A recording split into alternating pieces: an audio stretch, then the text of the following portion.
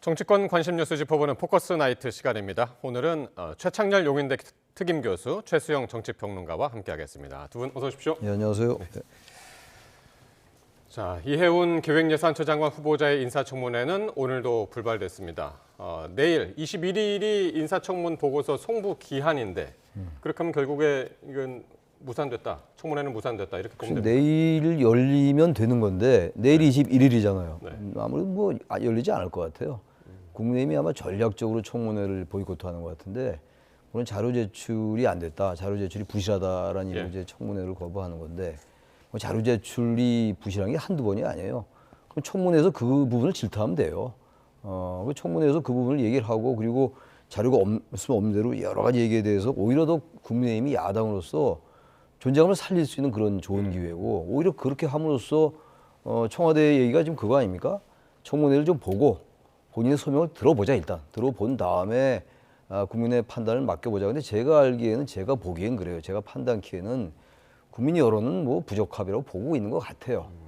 그렇다면 국민의힘이 정말로 이해운 후보자가 장관감이 아니라고 생각한다면 청문회를 함으로써 오히려 이 정말 그 잦은 사퇴를 시킬 수 있는 명분을 만들어줘야죠. 청와대로 하여금. 예. 근데 오히려 그거를 걱정하는 것 같아요. 제가 볼 때. 사퇴할까 오히려 봐요? 전략적으로 저는 그 이해운 후보자를 임명시키려고 하는 게 아닌가라고 느낌이 들 정도로 이 만약에 청문회가 무산되잖아요. 그럼 이재명 대통령이 임명할 명분이 생긴다고 볼 수도 있어요. 이게 아주 대통령을 완전히 딜레마에 빠뜨리는 그런 전략이 아닌가로 저는 봅니다. 청문회 일단 봐야죠. 절차잖아요, 절차. 청문회까지 간 다음에 얘기를 들어보고 이게 정말 안 되겠다. 자료도 그렇게 부실하게 냈고 자료도 거의 제출 안 했고 지금 국민의힘의 주장은 15%만 냈다는 것이고 이해운 후보자는 75%를 냈다고 이제 얘기를 하고 있어요. 다르니까 그것도 한번 보자 이거 청문회에서. 그 다음에 여론들이 형성될 거 아닙니까? 지금 여론이 어느 정도 형성된 걸로 제가 알고 있는데 이건 대단히 전략적이다 국민의힘이 지금 청문회 보이콧하는 건. 저는 이건 적절치 못한 태도다라고 저는 생각을 합니다. 그러니까 장관 후보자로서 부적절했으면은 오히려 청문회를 열었어야 한다. 그럼요. 반대의 전략은 이게 전략적인 실패다라고 지금 말씀하신 건데. 근데 뭐 지명하고 나서 거의 한 달 가까운 시간이 흘렀잖아요. 뭐 3주 이상 흘렀는데. 근데 사실 지금 그 내용을 보면은 이해운 후보자가 사실 여론상에도 부적격이라고 나타나는 건 맞아요. 그런데 이제 야당 입장에서는 청문회 시간을 야당의 온전한 몫으로 활용해야 되는 건 맞는데 지금 고민은 그런 게 있는 거죠. 자료 제출이 부실하다 보니까 공방만 있고 입증이 안 되고 그다음에 이제 이제 이해운 후보는 주장을 하고 이것이 이제 시간이 흘러서 내일 자정이 끝나면 그러니까 청문회 자정이 끝나버리면은 청문회는 종결되는 거니까 그러면은 공방만 있고 실체적인 입증이 어려운 상황에서 자 결정적인 우리 흔히 얘기하는 결정적 한 방이 없었으니까 대통령은 지명 철회 안 하고 임명 강행하겠다. 이런 이른바 통과 의뢰에 대한 명분을 주는 거를 약간 신경 썼던 것 같아요. 그러니까 이미 국민들의 판단과 눈높이에는 부적격 겸증이 나왔고 다만 이제 이것을 이제 정말 결정적 한 방을 통한 낙마를 시킬 수 있는 사안을 이해운 후보자가 워낙 자료를 부실하게 내면서 방어했기 때문에 이거 그냥 24시간 지나버리면은 오히려 청문 통과의 명분을 주는 것 아니냐 아마 이런 우려가 당해서 했었던 것 같은데 물론 최 교수님 말씀대로 저도 야당이 좀 청문회 시간을 가졌으면 조금 더 이 부적합에 대한 의견들을 좀 야당의 입장에서는 증명해낼 수 있었다고 생각하지만 아마 제가 보기에 그래도 통과 의뢰가 될 거라면은 오히려 차라리 공을 이재명 대통령에게 넘김으로써 임명을 강행하냐 마냐를 대통령에게 선택지를 줌으로써 오히려 공간을 좁혔다. 이런 게 이제 국민의힘의 전략 같아요. 근데 어찌됐건 뭐 이 부분에 대해서는 저도 청문이 없었다는 점은 좀 아쉽게 생각합니다. 자, 이런 가운데 이 천하람 의원이 이해운 후보자의 과거 기도 내용까지 공개하면서 논란을 키우고 있는데요. 관련 인터뷰 한번 들어보시겠습니다. 제가 제일 괘씸하게 생각하는 거는 장관직보다 원펜타스를 아직도 소중하게 여기는 것 같아요. 제가 참 슬펐던 게 뭐냐 하면요. 2014년인데 오 하나님 제가 화 잘 내고 부하 직원들에게 야단치고 히스테리 부리는 것을 고치라는 말씀이다. 오 하나님 제가 온유함을 얻기 위해 많은 세월 기도했지만 제 힘으로 할 수 없었습니다. 본인도 본인의 이런 잘못을 알았다는 거잖아요. 아는 목사님한테 낙선기도 부탁하는 거 명단도 쫙 나왔잖아요. 이게 종교인한테 저는 참 슬펐던 게요. 코팅을 해서 줬어요. 명단을 만들어서 들고 다니면서 계속 중보기도 해달라고. 이해운 후보자의 이제 과거 비망록 내용까지 지금 공개되는 그런 상황이 됐습니다. 히스테리 부리는 거를 고쳐달라고 기도를 하는 내용들이 담겨 있었고 또 특정인을 겨냥한 특정 정치인이겠죠. 그런 정치인을 겨냥한 낙선 기도를 해달라고 종교인한테 이제 부탁을 했다. 목사님한테 부탁했다. 그런 내용이 담겨 있는 비망록이 있다. 그 이야기입니다. 이 중보기도라는 건 남에 대해서 잘 되게 해달라는 게 중보기도거든요. 이 기독교에서 굉장히 중보기도를 소중하게 생각합니다. 예. 근데 이 중보기도를 이제 남 떨어뜨리는 중보기도를 해달라고 그렇게 얘기하는 것 같아요. 지금 이 문장의 맥락을 보니까. 예. 아무튼 이건 천하람 의원이 뭐 비망록까지 공개를 했는데 지금 이제 시간이 꽤 흘렀잖아요. 후보자로 내정되고 난 다음에. 그리고 청문회 날짜 사실 늦게 잡혔던 거예요. 19일이었잖아요, 원래. 예. 어제였는데. 근데 이거 보면은 지금 너무 시간이 많이 지체가 됐고 많은 의혹들이 나왔어요, 지금. 맨 마지막에 나온 게 이른바 위장 그 미혼인가요? 그런 용어도 나왔는데. 예. 참 그 듣기 어려운 이 말인데 어쨌든 아까 지금 우리 최수영 평론가님 말씀처럼 입증할 자료가 없으니까 그게 잘못됐다고. 근데 그 입증할 자료가 없으면 의혹이 소명이 안 됐다고 볼 수도 있는 거거든요. 의혹이 결국은 소명이 안 됐다. 의혹으로 남았단 말이죠. 그러니까 청문회에서 어쨌든 의혹을 해명해라 이런 얘기 아니에요. 근데 해명이 안 되는 거 아니겠어요. 어디 뭐 보기 관점의 문제인데 뭐 그 얘기가 그 얘기는 합니다만 예. 이런 문제까지 나올 정도가 됐어요. 이 정도 돼가지고 지금 아까 그 얘기에 또 재판일지 모르겠습니다만 국민의힘은 아마 이제 이재명 대통령의 입장이 난처하게 되기를 좀 바라는 것 같기도 해요. 청문회 안 했는데 임명할 수도 없고 예. 또 청문회 안 한 사람은 무조건 임명 철회하기도 그렇고 예. 아주 청와대로서는 이제 대통령으로서는 아주 난처한 상황이 되고 있는 것 같은데 그 이재명 대통령으로서는 어쨌든 그 재송부 요청 기간이 10일 내잖아요. 예. 10일을 이제 10일로 잡을지 그러니까요. 하루 이틀로 잡을지 그건 알 예, 수가 없어요. 예. 청문 기간은 이제 내일까지 하면 할 수 있는 건데 뭐 지금 아까도 말씀했습니다만 내일 당장 뭐 열려면 열 수 있죠. 여야가 오늘 밤이라도 합의하면 열 수 있습니다만 뭐 지금 그럴 가능성 거의 없어 보이긴 하고 말이죠. 이런 얘기까지 나오는 거니까 이런 얘기가 나올 정도가 됐으니 이거는 이건 사실 자격이 없다고 보는 게 맞다고 좀 봅니다. 공은 이재명 대통령에게 넘어갔다. 예. 대체로 이렇게 이야기를 하고 있고 그러면은 그 공을 어떻게 처리할 것인가? 그대로 임명을 할 것이냐? 아니면 다시 재송부를 요청을 해서 어느 정도 국회에 다시 시간을 줄 것이냐? 저는 뭐 후자를 택할 것 같아요. 그래서 이제 여론을 좀 볼 것 같아요. 그러니까 여론조사. 그러니까 예. 지금 이제 무산은 됐고 이제 이번 또 주말쯤에 또 여론조사 한 번 또 하지 않겠습니까? 대통령의 국정 지지율도 한번 볼 테고 그다음에 지금 이제 이해훈 후보자에 대한 적합도 얘기를 한번 또 여론조사를 볼 수도 있을 거예요. 그다음에 국민의힘 지지도도 여러 가지 영향을 미칠 고려할 요소겠죠. 그걸 보고 아마 대통령이 판단할 것 같아요. 근데 저는 이렇게 된 이상 이제 저도 최 교수님 말씀처럼 지명 철회를 했으면 벌써 했겠죠. 근데 이제까지 지명 처리 안 하고 야당에게 이제 공격의 빌미를 할 수가 있잖아요. 왜 당신들 청문회를 통해서 입증하지 못했냐고 하면서 의혹이 많이 불거졌으나 통합 차원에서 임명 강행한다. 저는 이렇게 후자의 그 것으로 갈 수도 있다고 봐요. 물론 이제 내일 기자회견에서 이 문제가 아마 집중 거론되면서 이제 대통령의 어느 정도의 가이드라인이 이제 나올 수 있겠습니다. 저는 근데 여기서 하나 좀 지적드리고 싶은 거는요. 아무리 이런 비망록을 제가 야당 의원이 제기했다 하면은 이게 사실이다 아니다만 얘기하면 되지 고소하겠다고요? 아니 세상에 청문하는 의원들을 고소하는 피감 대상기관 후보자가 어디 있습니까? 그러니까 저는 이 자체로도 이렇게 격렬하고 아주 강하게 반응하는 거는 그만큼 아프다는 얘기인 것 같은데 허위 사실이라기보다는 아마 이것이 어떻게 유출되고 그러니까 어떻게 그 손에 입수됐느냐 얘기를 하는 것 같은데 참 어떤 과정을 보더라도 너무 적합도가 떨어지는 부적절한 인사라고 저는 보겠습니다. 그러니까 이 대통령이 어제 만찬 자리에서 그렇게 이야기를 했다고 하죠. 우리가 어렵게 모시고 왔는데 청문회까지는 들어보는 것이 이제 필요하지 않겠냐 이렇게 얘기했다고 그래서 이렇게 되면은 이제 재송부를 요청할 가능성이 지금 이제 큰 것 같고 그러면 국민의힘이 과연 거기에 그 호응을 해가지고 청문회를 할 거냐? 그것도 이제 상당히 지금 만약에 대통령이 재송부를 요청했는데 야당이 여전히 청문회를 우리는 안 하겠다. 그럼 이건 임명 이 여부와 관계없이 아마 국민의힘이 상당히 비난을 많이 받을 거예요. 국회의원에게 주어진 청문이라는 게 절차잖아요. 인사청문회라는 게 법에 나와 있는 거 아닙니까? 인사청문회 법에. 장관 청문회를 하게 돼 있고 장관 국무위원 그 청문회법에 그 청문 대상자가 나와 있잖아요. 근데 그걸 보이콧을 할 권한이 어디에 있습니까? 그건 민주당에 맞추면 그건 직무유기에 가깝다고 좀 봐요. 그 정치적인 행위이긴 합니다만. 요새 아주 그 야당이 그 국회 그 표결에 불참하는 게 아주 예사가 됐어요. 아주 루틴이 됐더라고요. 그렇게 하면 안 돼요. 가서 반대할 거 반대하고 정확하게 의사를 펼치고 이렇게 해야 되는 것이고 청문회 참석해서 자신들이 얘기했던 거를 또박또박 얘기하면 돼요. 이렇게 입증을 할 수가 없다. 부적격하다는 걸 더 논리 있게 얘기할 수 있는 건데 이걸 계속 정치적으로 예. 청문회를 거부하는데 전 납득하기 어렵습니다. 예. 일단 그러면 이제 이재명 대통령이 내일 기자회견에서 이혜원 후보자와 관련해서 어떤 이야기를 할지 그 얘기는 한번 내일 지켜보도록 하겠습니다. 자, 장동혁 대표의 단식이 엿새째 이어지고 있는데요. 건강 우려가 커지고 있습니다. 이런 가운데 야권 각계각층에서 이 장 대표의 단식 현장을 찾는 발길도 이어지고 있는데요. 관련 발언들 먼저 들어보시겠습니다. 어제 오후 8시경에 산소 파도를 측정한 결과 위험 수치라는 결과가 나왔고 어르신의 요청에 따라서 후속 정치가 필요하지만은 우리 장동혁 대표님께서는 단호하게 후송은 아직 거부하고 있었습니다. 우리 당이 가장 절실하게 해야 되는 건 국민의 신뢰와 지지를 받아서 보수를 재건하는 머리를 맞대고 해결책을 찾아야 될 때라고 생각을 합니다. 예.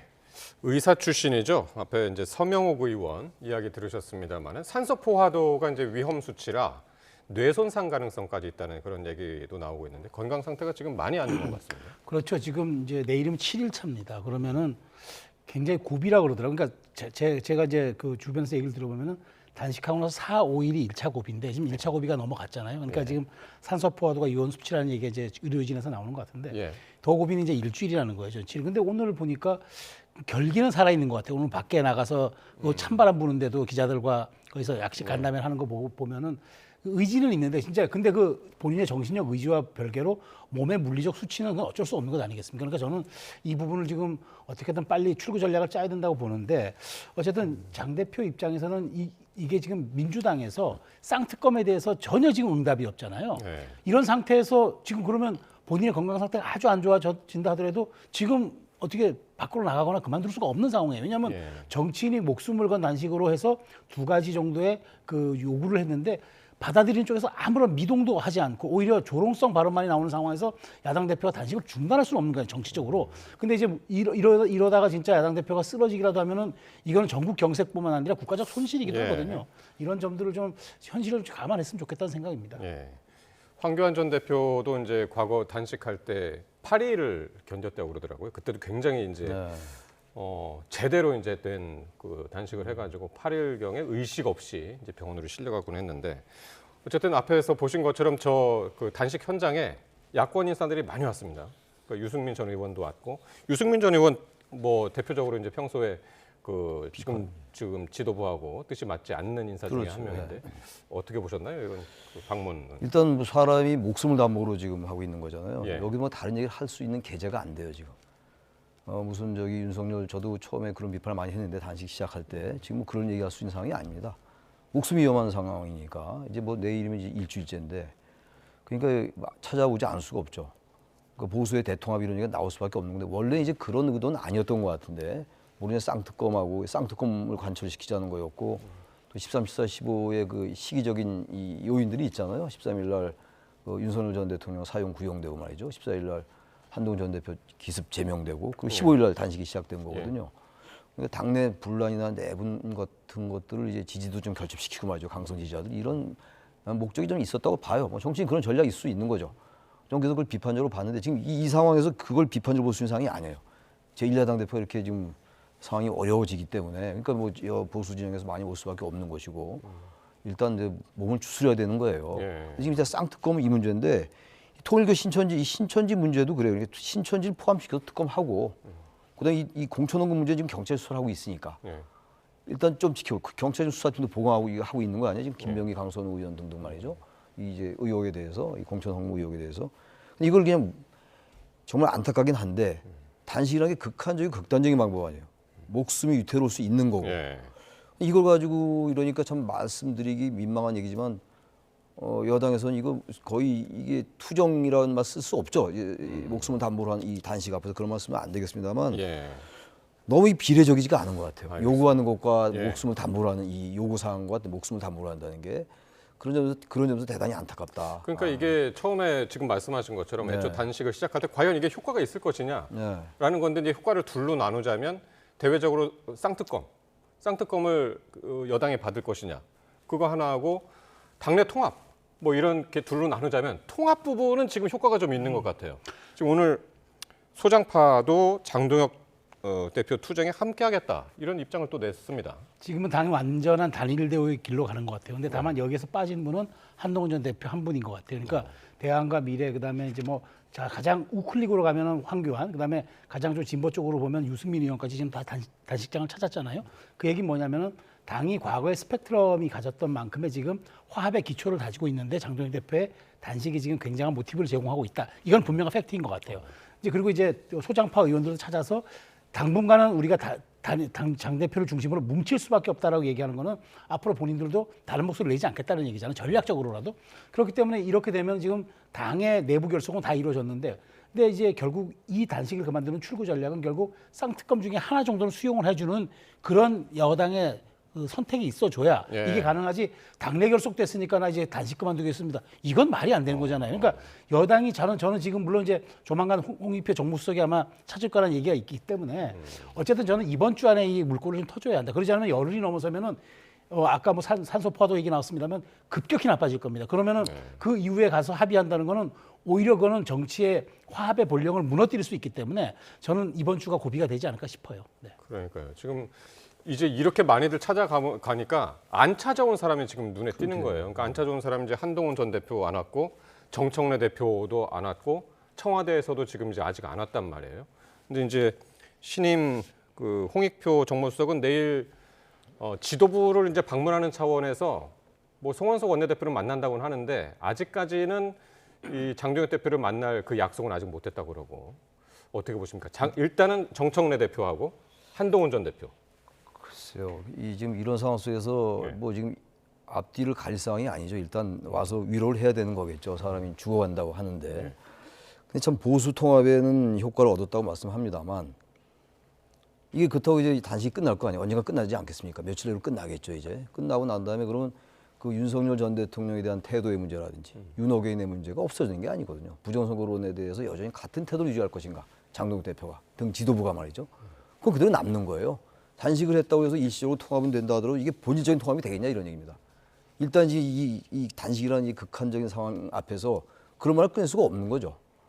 그러니까 일단 지방선거 공천도 의식 안 할 수가 없는 것일 것이고 다 오는데 안 갈 수가 없잖아요. 예. 그러니까 오는 거예요. 일단 외형적으로는 통합이 된다고 보지만 이건 전 진정한 통합은 아니라고. 이렇게 하는 건 통합이 아니에요. 극단적인 방법을 동원해가지고 목숨을 담보로 하면서 했던 건 정말로 절박한 국가의 거대 담론, 민주화라든지 예. 독재 투쟁은 이럴 때 이건 말이 통해요. 근데 지금 그렇지는 않잖아요. 제가 아까 그래서 비례 원칙이 어긋난다. 쟤는 단식을 비난하는 게 아니라 그래서 이 지금 요구하는 이 지금 공천원금 특검과 통일교 신천지 특검, 그리고 통일교 신천지 특검은 받겠다는 건데 신천지를 하지 말자는 거 아니에요 지금 야당은. 예. 그 통일교 특검 하겠다는 거 아닙니까 여당에서 지금. 이제 공천원금 문제인데 이거 협상할 여지가 있어요. 예. 이걸 지금 이제 목숨을 걸고 제1야당 대표 이렇게 하다 보니까 대단히 정치가 탈정치화하고 있다 오히려. 예. 정치가 탈정치화한다. 예. 이런 생각이 좀 들어요.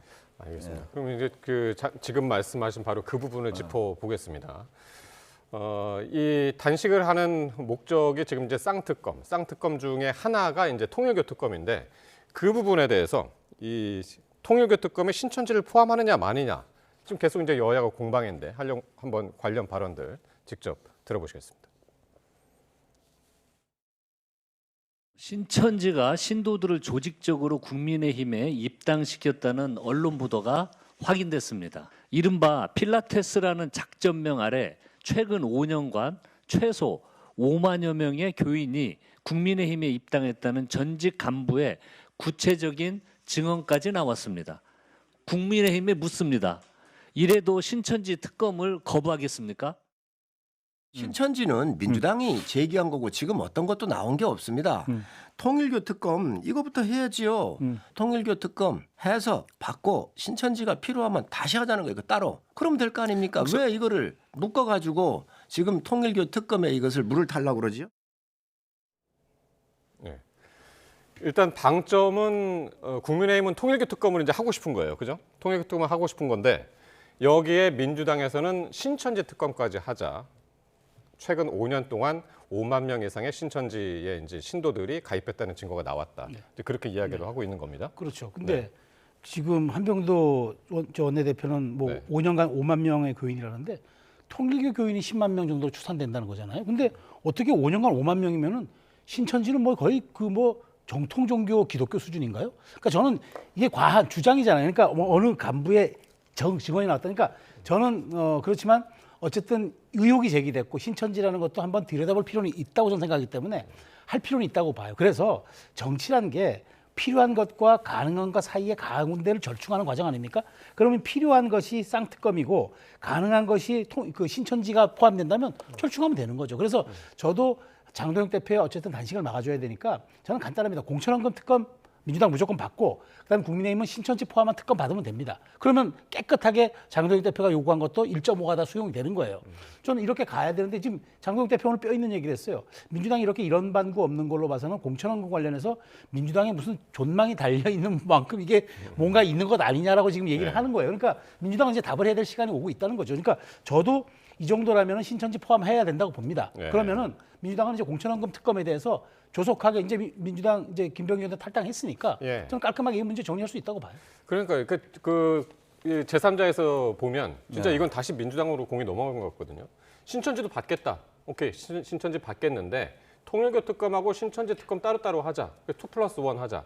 공천원금, 통일교 플러스 신천지. 그런데 이제 이거를 민주당에서는 통일교하고 신천지 한꺼번에 하자는 거 얘기고. 통일교 신천지를 뭐 순서가 어찌됐든 간에 하겠다고 하면 하는 거죠. 근데 이제 이게 공천원금이 문제예요. 공천원금 특검이. 근데 그리고 국민의힘에서 이제 신천지도 받겠다는 얘기는 하는데 이번에 받겠다는 게 아니라는 얘기잖아요, 지금. 근데 완전히 입장을 밝히지도 않았어요. 지금 그런 얘기가 나오고 있다는 정도예요, 지금. 그 신천지 특검에 대해서는 굉장히 거부반응을 보이고 있는 건 분명해요, 국민의힘이. 그러니까 이 차제 민주당의 주장은 차제에 이 지금 사이비 종교라고 우리가 얘기하는 유사 종교라고 얘기하는 이런 종교들과 정치가 유착된 것만 우리가 분명하게 느끼는 거 아닙니까? 지금 신천지도 그렇고 통일교도 그렇고 말이죠. 그렇다면 이 차제 이런 일본에서 뭐 통일교 해산 명령 내려졌었어. 일본에서는. 근데 우리나라도 이거 이재명 대통령이 언급했던 거 아닙니까? 민법에 의해서 해산될 수 있어요. 법인 자직, 법인이 해산된다는 거예요. 종교가 해산된다는 얘기가 아니라 종교는 남아 있겠죠. 인간의 신념에 관한 문제니까. 그러니까 이거는 그렇게 하는데 왜 신천지 특검에 대해서 유난하게 거부반응을 보이냐 이거예요. 야당이 국민의힘이. 이거 협상하고 공천원금 문제는 일단 지금 경찰이 상당 수사팀도 보고하고 수사를 하고 있으니까 좀 지켜본 다음에 정미진하거나 이게 신뢰가 안 간다면 합시다. 라는 정도 명분 줄 수 있겠죠. 당장 근데 지금 수사 중인데 당장 그러면 야당 대표가 특검하니까 당장 우리 특검하겠습니다. 공천원금 이렇게 할 수는 없는 거 아니에요. 아무리 이 지금 단식이 위중한 걸 하더라도 말이죠. 그래서 제가 자꾸만 이 비례의 원칙이 어긋난다. 단식은 워낙 극한적인 방법이기 때문에 그런 생각을 하는 거예요. 그러니까 정치가 자꾸만 딴 쪽으로 한다는 생각이 들고, 그러니까 이게 장 대표 입장에서 볼 때는 굉장히 지금 단식한 분한테 이런 말씀드리긴 좀 민망하긴 합니다만 여러 가지 효과가 있는 거예요. 보수 통합 효과도 있고 많은 사람이 찾아오고 그러다 보니까 이제 한동훈 전 대표가 몰리는 거죠. 왜 한동훈은 왜 안 와? 이렇게 되는 거예요 지금. 알겠습니다. 본질이 완전히 좀 다른 데로 간 이런 상황이 됐다. 이런 말씀입니다. 자, 그리고 어제 이 대통령이 민주당 지도부하고 이제 만찬을 했는데 여기서 나왔던 말들이 화제가 된 것이 있는데요. 정청래 대표를 향해서 이 대통령이 혹시 반명입니까? 라고 말을 했다고 해요. 분명히 이제 농담이었겠죠. 친명, 반명. 이 이제 얘기들이 막 오가는 사이에 반명입니까? 라고 물었더니 정청래 대표가 저는 우린 모두가 친명이고 친청이다. 근데 그 친청의 청은 청와대다. 이렇게 얘기해서 이제 폭소가 터졌다고 하는데 이 농담이었을까요? 어떻게 들으셨습니까? 그러니까 농담이라고 포장은 됐는데 대통령이 모두의 이제 그 여당 대표에게 반명이라는 얘기를 꺼냈다면 대통령도 반명이 뭔지는 안다는 것 아닙니까? 그럼 이 시점에 가장 지금 뭐 화기애애해야 될 허니문 기간에 당 대표를 만나서 이 얘기를 했다는 건 저는 유머를 가장한 저는 약간 뼈 때리는 얘기였다고 봐요. 왜 자꾸 이렇게 회자가 되지요라고 묻는 겁니다. 왜 반명이라는 얘기가 나오고 있느냐를 묻는 건데 이제 정청래 대표가 유머스럽게 받아친 거죠. 친청와대다. 뭐 용산으로 이전 안 했으면 어떻게? 용산에서 청와대 이전 안 했으면 저 답변이 어떻게 나올지 저도 궁금한데 어쨌든 저는 그 과정을 통해서 대통령은 현실을 한번 지적한 거고. 정청래 대표는 넘어는 갔지만 저는 이 문제가 잠복기에 또 들어갔어요. 왜냐하면 이게 2월 6일이면은 또 권리당원 투표 또 하게 되거든요. 그러면 이제 이 문제 또 나와요. 근데 거기서 불거지는 2차전은 이겁니다. 자, 그러면 권리당원 1인 1표 좋습니다. 라고 하고 그다음에 그러면 어느 지도부부터 이건 적용할 것이냐. 차기 지도부냐 지금 지도부냐. 선거가 있다면은 예. 이게 나오면 2라운드 돌입하는 겁니다. 그러니까 그렇기 때문에 저는 잠복게 들어갔다고 봐요. 그러니까 강덕구 의원 친명으로 알려진 이제 강덕구 의원이 사실 오늘 기자회견을 열려고 그랬어요. 그 1인 1표제 관련해 가지고. 근데 그것도 이제 어제 저 만찬을 계기로 해가지고 이제 취소를 했단 말이에요. 그러면 이게 이제 과연 민주당의 원팀이 된 것이냐? 어떻게 보십니까? 이게 어제 대통령이 그 만찬에서 반명 얘기를 꺼냈던 거는 네. 그 최종 평론가가 잘 분석하셨어요. 그 단순한 농담이 아니죠. 친청입니다. 친청화됩니다. 이게 지금 이제 원중 유골인데 그 분명히 현재 민주당 안에 그 전선은 분명히 있어요. 그 부인할 수 없죠 지금. 강덕구 의원이 그 정도 얘기를 했고 이성윤 의원하고 또 문정복 의원과 전혀 다르잖아요. 강덕구 의원하고 이 선이 다르기 때문에 결국 1인 1표제의 이 문제가 이 정청래 대표의 연임을 위한 하나의 도구인 것이냐, 정말 당원 주권주의를 위한 것이냐 이런 건데, 그러니까 친명 쪽에서 얘기한 게 그거 아닙니까? 1인 1표제를 당연히 해야 되는데 명분에 맞으니까 공약이기도 했고 당대표에 공약이기도 했고 그러니까 하는데 그럼 이 정청래 대표한테 저기 하니 마시오 이런 얘기는 또 받아줄 수 없어요. 또 이른바 친청이라는 데서는 말이죠. 친청화대가 아니라 정청래 입장에서는 예. 이런 상황이기 때문에 저는 여기서 하나 지적하고 싶은 게 이게 집권 초기라고요. 게다가 지금 더불어민주당의 지지도가 높고 그리고 대통령의 지지도가 대단히 견고하지 않습니까? 여기서 친명 친청이라는 게 나오는데 지금 정청래 대표가 좀 상당히 이 부분을 잘 적절하게 요리를 못하는 것 같아요. 이게 자꾸 대통령 입에서 반명이란 말이 나올 정도라는 예. 말이죠. 이게 대통령 권력하에서 말이죠. 대통령 제에서 대통령의 권력이 이렇게 만만한 권력이 아니에요. 물론 당이란 권력도 만만치 않겠습니다만 당정이 예. 같이 가는 이 양대 축인데 국정 운영에. 근데 이런 얘기가 집권 쪽에 나온다. 이거는 제가 볼 때 바람직한 현상은 아니에요. 그리고 친명이냐 친청이냐 뭐 반명이냐 이게 좀 과도하게 과장된 면도 없지 않다라고 생각을 합니다. 네. 예. 자, 그리고 마지막으로 우리 이제 그림 사진하고 이제 영상을 하나 볼 텐데요.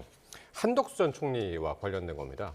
근데 한 전 총리가 윤 전 대통령에 대한 사형이 구형된 다음 날 한 고급 호텔하고 또 식당에서 목격됐다는 보도가 나오면서 지금 논란이 일고 있는데요. 그러니까 그 사진은 지금 이제 그 박주민 의원 옆에 이제 사진이 보입니다만 저기 이제 한 식당이라고 그러죠. 네. 식당에서 부인하고 메뉴를 고르는 네. 모습인데 저희가 이제 뭐 돈가스 집이요? 네, 돈가스 예, 유명한 이제 가게인가 보죠. 뭐 노포라고 그러고 저는 예. 저 식당 알아요. 가보기도 했고 근데 저 사실 대중식당이에요. 저 뭐 굉장히 고급화돼 가지고 뭐 그 일부 특권층들이 가는 자리가 아니라 진짜 누구나 갈 수 있는 대중화되고 오래된 돈가스 전문점입니다. 네. 근데 거기를 갔다고 저렇게 사진을 공개하면서 저 상태가 굉장히 뭐 특권을 누리고 있는 것처럼 포장되거나 아니면 예. 호텔 로비에 있어 사실 보면 호텔 커피숍도 아니고 로비에 앉아 있는 사진이 공개가 된 거거든요.